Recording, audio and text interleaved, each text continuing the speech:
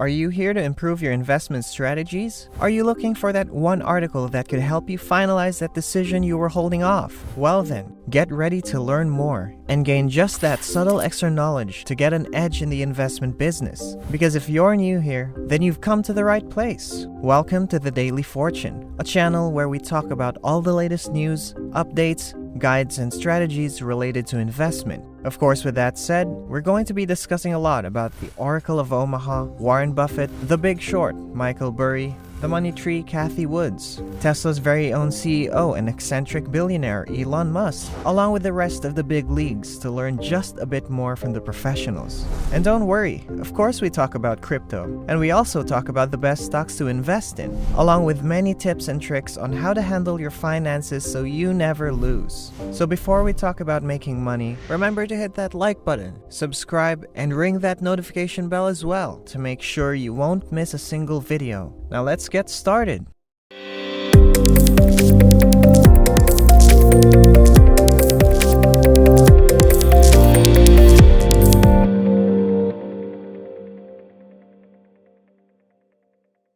Michael Burry is currently known for the two deeds he did in his life. The first one was when he became part of The Big Short and made a lot of money by shorting the housing market before the 2008 crash. And the second one was when he made a massive bet against Tesla. However, there is a lot going on behind the scenes, including a large number of bets on specific asset classes and Burry erasing his Twitter account. In this video, we'll talk about why Michael Burry is predicting a massive stock market surge. Michael Burry is best known for shorting the housing market prior to the 2008 recession. But he's been in the investment world for so many years. In the past years, he managed to fund Scion Capital and he did pretty well with that. You can see here in the figure from the first quarter of 2008 that he gained impressive returns before the 2008 housing bubble. So there are 4 columns here: the year, the gross return, the net return, and the S&P 500. The gross return reflects his earnings before performance fees, while the net return represents his return after performance fees. Even after fees, Michael Burry was able to outperform the market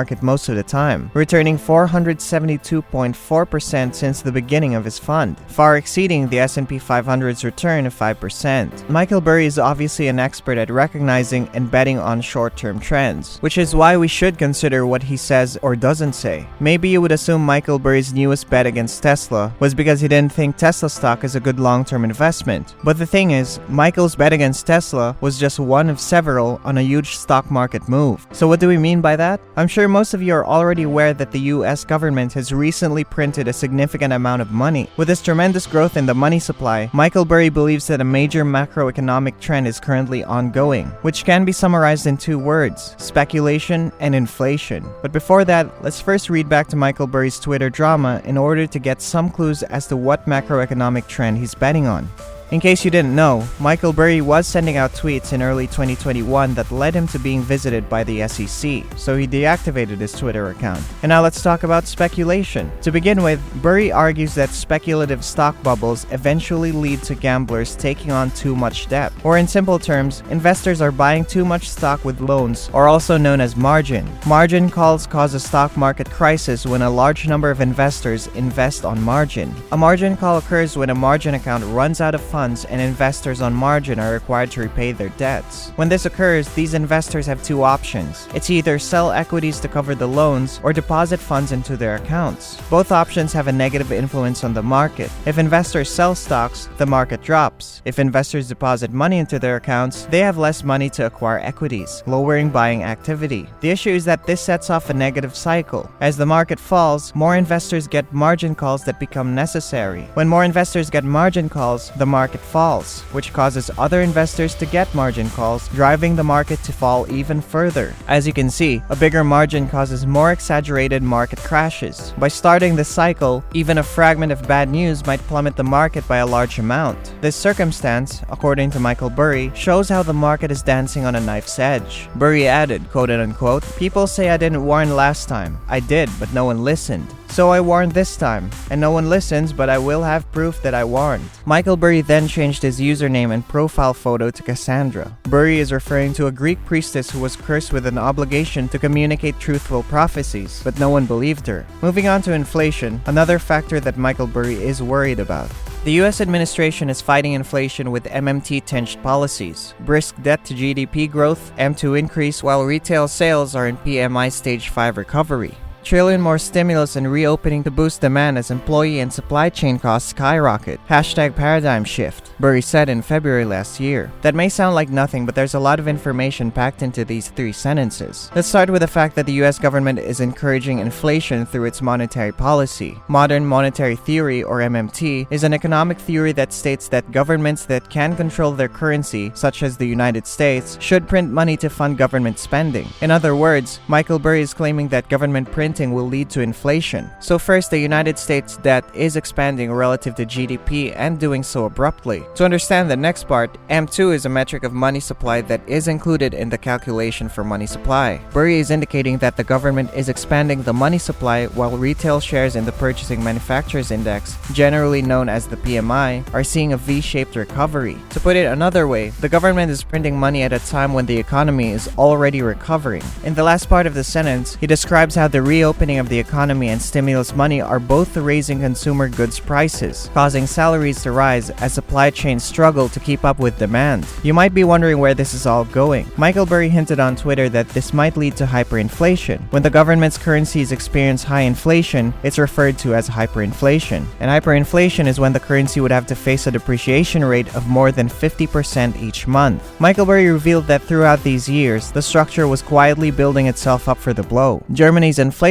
cycle ran not for a year, but for 9 years, representing 8 years of gestation and only 1 year of collapse. So basically, the inflation process with the US currency might be quick and stretched. The German market witnessed enormous inflation in the early 1900s, as shown in this graph. By the end of 1923, the y-axis had progressed from 1 to 10 German marks to 1 trillion marks. The probability of experiencing a hyperinflation is likely low, and Burry is simply using it to demonstrate how inflation might be a multi-year problem.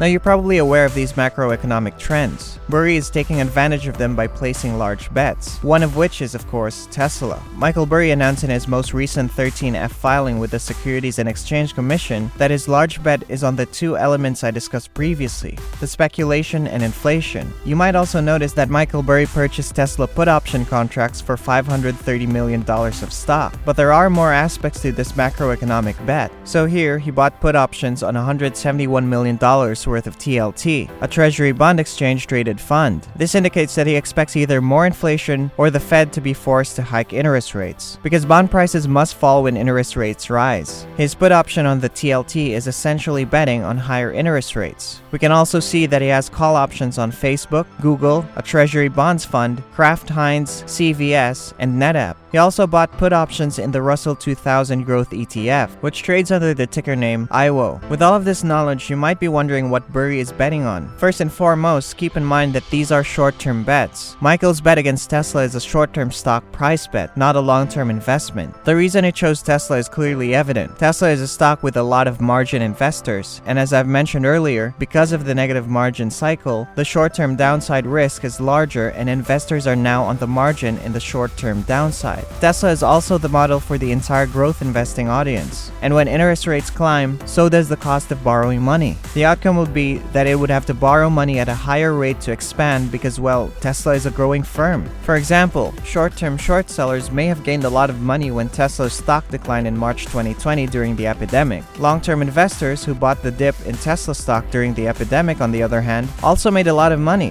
When it comes to Burry's IWO, TLT, and TBT options, the trend is clear. Burry is betting on higher interest rates. He owns put options on the ETFs like IWO and TLT, which both trend downwards when interest rates rise. He also has call options on TBT, an exchange-traded fund that shorts treasury bonds and rises as interest rates rise. And although Michael Burry is anticipating a market crash because of high inflation, you might be surprised to learn that he has call options on a number of consumer staple stocks. The reason behind this is the way the funds work. Hedge fund managers like Michael Burry utilize the same method to try and beat the market. They short the stocks they believe have the most likelihood of declining and buy long the stocks they believe have the best chance of growing. Hedge fund managers reduce their risk by hedging against each other with bullish and bearish bets so that whether the stock market rises or falls, it doesn't matter as much because they're closer to being neutral in the market.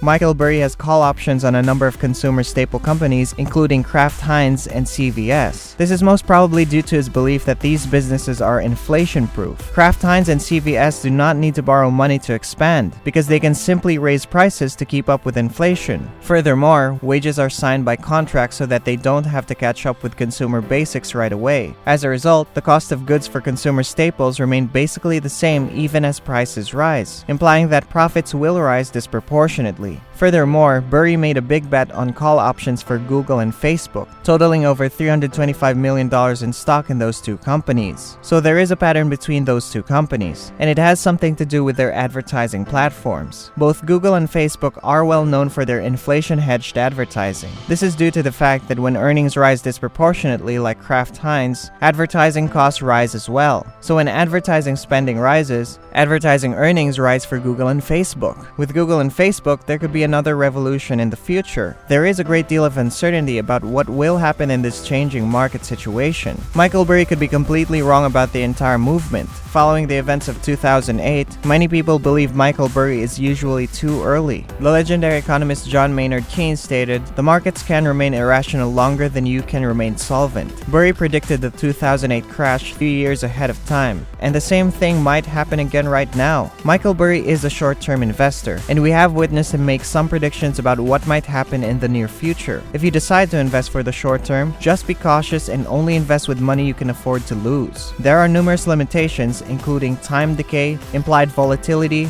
delta, and many others. Remember that you always have to conduct your own research and be more knowledgeable about the stock market. And so there you have it. Thank you for watching.